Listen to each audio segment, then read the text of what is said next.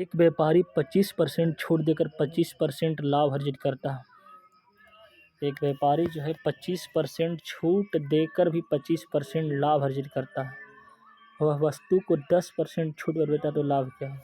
ध्यान दीजिएगा, यहाँ कहता है 25% छूट देता है। मान लिया कि हम अंकित मूल्य जो मानते हैं, मान लिया सपोज डेट अंकित मूल्य 100 रुपया, ठीक, 100 रुपया है। उसके बाद कहता है कि 25% छूट दिया। 25% छूट देने के बाद भी 25% का लाभ अर्जित किया।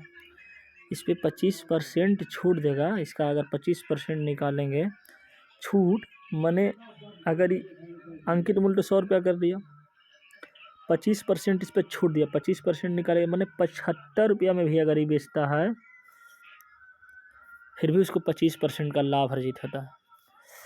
फिर भी इस पर 25% का क्या होता है? लाभ अर्जित होता है। तो हम क्रय मूल्य निकाल लेंगे।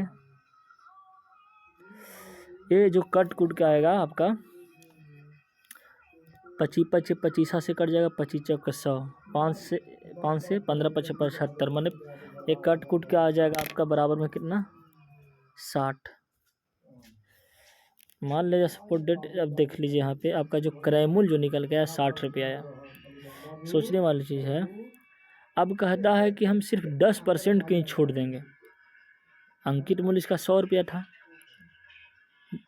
अगर 25% अगर छूट दे रहा था तो 75 रुपये में बेच रहा था। 60 रुपये की वस्तु को 75 रुपये में बेच रहा था, इसलिए उसको 25% का लाभ हो रहा था। अब उसके बाद कहता है का, समझिएगा यहाँ पे, कि अब कहता है 10% की ही छूट देगा। अंकित मूल्य 100 रुपया था तो 10% की छूट देगा। माने जब अगर 90 रुपया में बेचता है उस वस्तु को, तब कितना का उसको लाभ होगा? तो यहाँ से समझिए, क्रय मूल्य आपका 60 रुपया है, मैंने वो खरीदा हुआ 60 रुपया में, लेकिन अंकित किया वो 100 रुपया।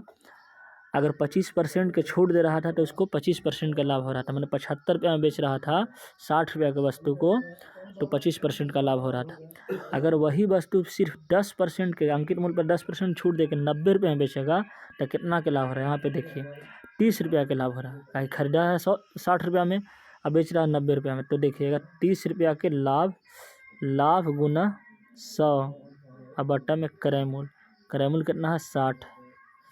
30 से काटिएगा 30 दूनी 60, 50, माने आंसर कितना आएगा? 50% का क्या होगा? लाभ होगा। तो आपका ऑप्शन नंबर 4, 50% का लाभ।